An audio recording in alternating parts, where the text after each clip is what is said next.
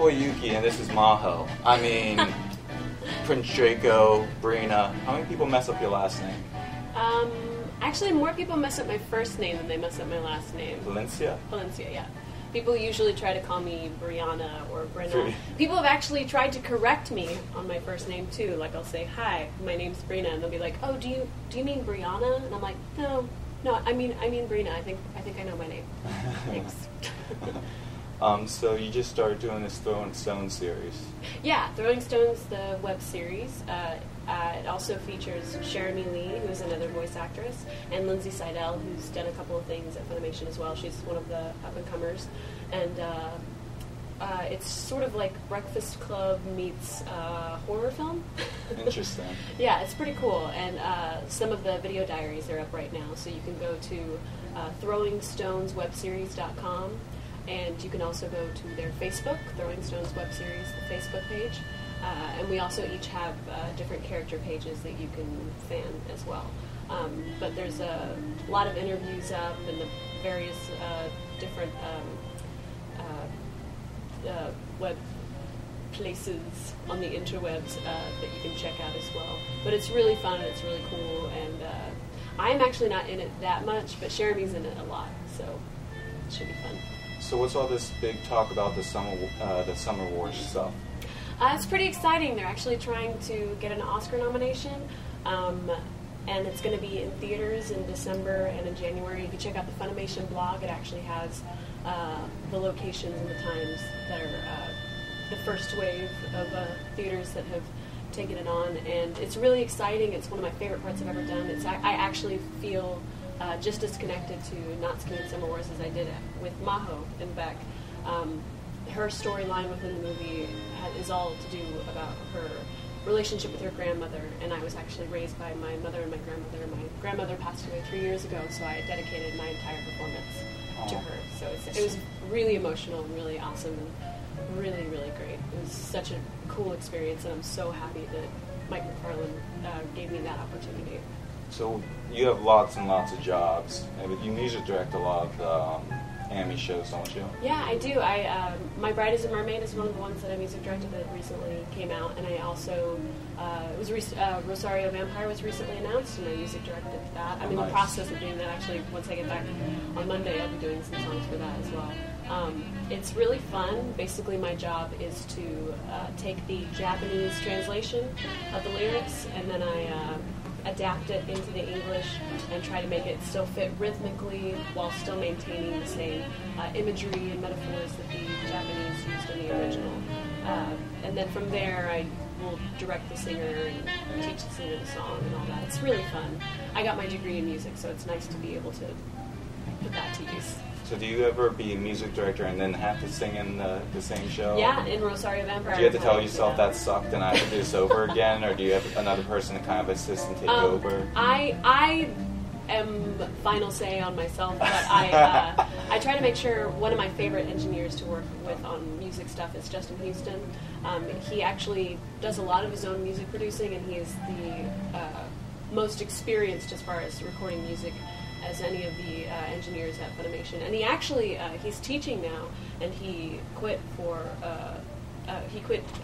ADR directing full-time, or not directing, engineering, sorry, full-time at FUNimation, but I bring him back to do songs because he's just so amazing compared to everyone else. I mean, everyone else is wonderful. I love all the engineers at FUNimation, but Justin Houston has the highest qualifications for Go Justin Houston. Yay!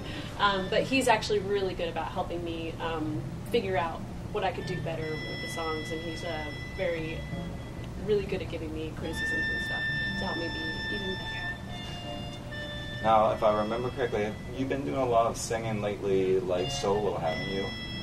Not really. I sing backup for the Brems Jazz Ensemble, which is actually Stephanie Young, who is a voice actress. She's done a lot of stuff, and it's her and her husband. They're kind of a duo, and they do a lot of songwriting and stuff, and I help them with their harmonies, and whenever they play with a full band, I usually sing backup for them. And they actually have a concert this weekend, and I wasn't able to make it because I was here in the USA. But, you know, I'm having fun here, too. So is that something you'd like to move into, like, a lot more? Like, would you think about singing or, you know, going for a record deal or anything like that? I probably wouldn't go that far. I mean, I like the idea of just playing a few concerts a month or whatever, like how I do with the Brems. It's not one of those things that I really love music, but to me, it's just one of those things that I've grown up doing all my life, and I feel like it'll always be a part of my life. But I don't have that huge drive to be famous at it and to be doing so much. I'm actually pretty content where I am now. I mean, if something happened, I know if I just happened to fall into something where I got... There's $1 million making a CD. Right. Yeah. Yeah, then I'd be like, yeah, all right, that's cool, that's fine. But, and I do write songs and everything, but I've never had that drive like how most songwriters do to show the world my music. I mean, it's one of those things that, you know, if somebody wants to hear it, then I'll do it, but if not, then I don't really care. Is there anything else new you've been working on that you want to talk about? All stuff that you're allowed to talk about? Or is there a lot of stuff you're not allowed to talk about? I think there's a lot of stuff I'm not allowed to talk about. I'm really excited about Black Butler coming out. Okay. That's coming out next year, I think. I think it is. I'm really, really nervous about it too, though, because it was my first time really doing a British accent in the upper class, Queen's English. But I worked really, really hard on it. I did a lot of research every morning before I would go in to record. I would wake up, you know, I'd go in at 10, but I'd wake up at like 7 in the morning. Now, do you do that in fear of the fans?